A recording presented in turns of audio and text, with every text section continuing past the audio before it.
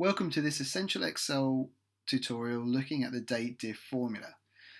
What we'll do is go through the formula quickly so you can understand the parts that make up the formula, and then we'll jump into Excel to work through some examples firsthand. Okay, so what is the purpose of the formula? This is to return either the days, months, or years between two dates. It's broken into three different parts. The first being the start date, so this is the start date in which you want to calculate from. The second is end date, so this is the date that you want to calculate to. And the third is the unit of time you want to use or return really. So this could be either the years, months, or days in between your start and end date. And you can see the formula down the bottom there in its entirety. For unknown reasons, the date diff formula does not give you the usual prompts and details that you find when entering other formulas or functions into Excel. So normally when you start typing a formula and you open your first brackets, you'll be presented with a pop-up box that will show you the 3 or 4 or various different parts of that formula, and then obviously in bold where you are up to when entering the information required. Date diff does not do this, but hopefully because it is only made of these three parts that are fairly straightforward, you'll hopefully get a grasp of them quite quickly, and as always you can return to this slide or this screen if you need to reference back to remind yourself where you need to put what in the formula. Okay, so we'll jump into Excel now and we'll work through some examples. Okay, so we're now in Excel. We're going to look at the date diff function. So there's a varying number of ways that you can use this formula, but ultimately it's going to tell us the duration between two dates.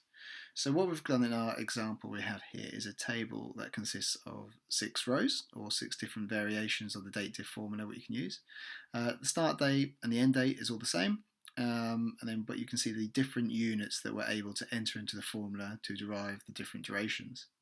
And then we've captured some notes here on the right hand side in column E. So let's just go through those first. So from top to bottom we'll look at the different units and the note or the description for it. So the first one is Y. So this is going to give entering Y into the formula will give us the difference in complete years. Entering the unit of M will give us the difference in complete months. And D will give us the difference in days. So what is the days, months or years difference between the 1st of January 2019 to the 1st of February 2021?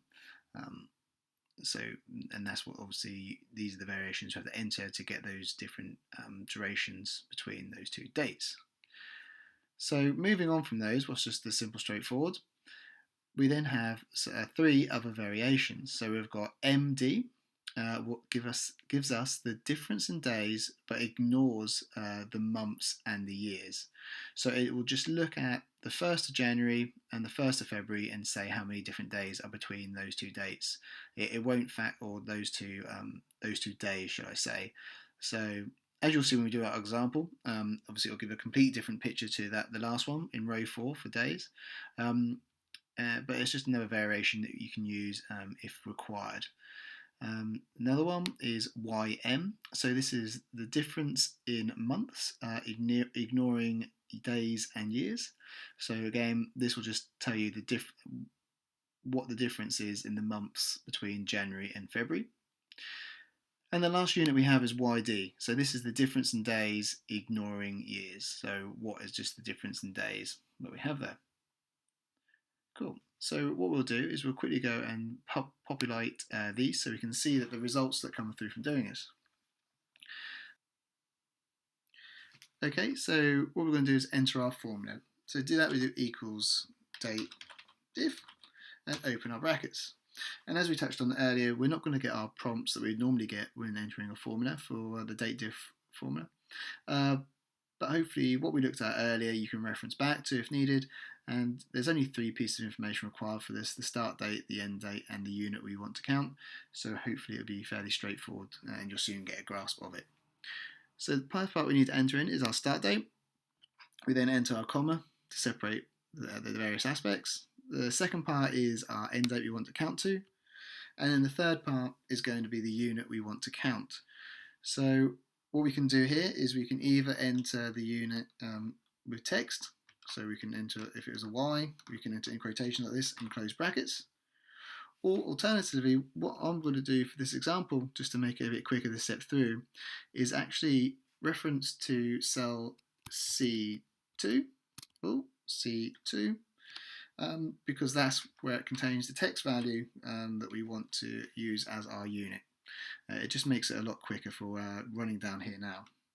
But as you might want to do, you might want to, rather than put C2 in there, you could want to do your quotations on the Y, especially if that's a formula that you're going to be using for all your sheet, or all your data range, shall I say. So if I hit enter, we've got the value of 2. So what I'll do is just pull that formula down, and then that'll give us all the variations for those different units we have here. Cool, there we go. So now we can see is we can go through these now with our results. So for unit of Y, the difference in complete years, yeah, we can see that 2 years have passed, or 2 full years have been through since the 1st of Jan 19 until the 1st of Feb 2021. So that is correct. We then have the second unit of months, so different and complete months. So we can see, yeah, there's going to be 25 months different between the 1st of Jan 19 and the 1st of Feb 21. And the next one is days, so there's actually obviously 762 days difference. In terms of difference in days, ignoring months and years for MD, so because this is completely ignoring the month and the year difference, it's literally all it's doing is account between the first and the first, 1 and 1, and obviously there's no difference between 1 and 1, so our value is going to be 0, and that's what that returns here. YM is the difference in months, ignoring days and years. So so it's now going to give us a different value. So we've only got 1 here when we use YM, because there is only 1 month's difference between the month of January and the month of February.